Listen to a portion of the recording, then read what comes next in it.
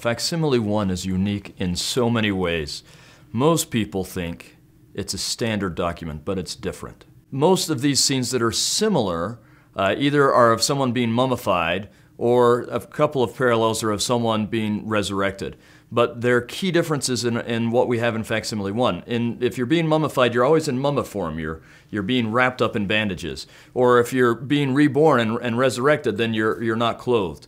In this particular lion couch scene, we call it a lion couch scene where Abraham is on this altar. In this particular one, Abraham is dressed but not mummified. If he's going to be pulled up to be resurrected, he usually will have one arm out. In this case, Abraham has two hands out. It looks like a struggle. I don't know what else you would be doing if you have your hands up like this, if you're not struggling. It's not welcoming something, it's trying to push something away. His leg is out, indicating that he's moving. One of the most interesting things, and you can't tell this from the facsimile we have in the Pearl of Great Price. This was a mistake that was made by the man who did the carving that they used to make the printed edition. But if you look at the original papyrus, the priest is in between the legs of Abraham and the altar. So you have Abraham's legs out and moving, and you have a priest in between them. This doesn't indicate someone being mummified. It doesn't indicate someone being resurrected. This indicates movement, and it's hard for me to imagine it's any kind of a movement except for a struggle, an attempt to get off the altar. If he's trying to get on the altar, why would the priest be there? It seems to me this has to be movement away. Now, a lot of people think that we should be looking to what the Egyptians thought about these facsimiles to verify whether Joseph Smith knew what he was doing or not. I'm not sure that's really what we should be doing.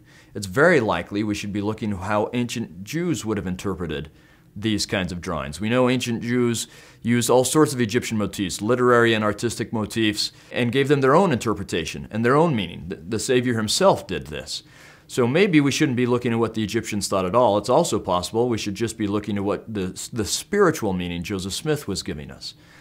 But if we are going to look at the Egyptians, the closest parallel that we have comes from the Temple of Dendera. There are a series of scenes that look similar to this, some differences but similar.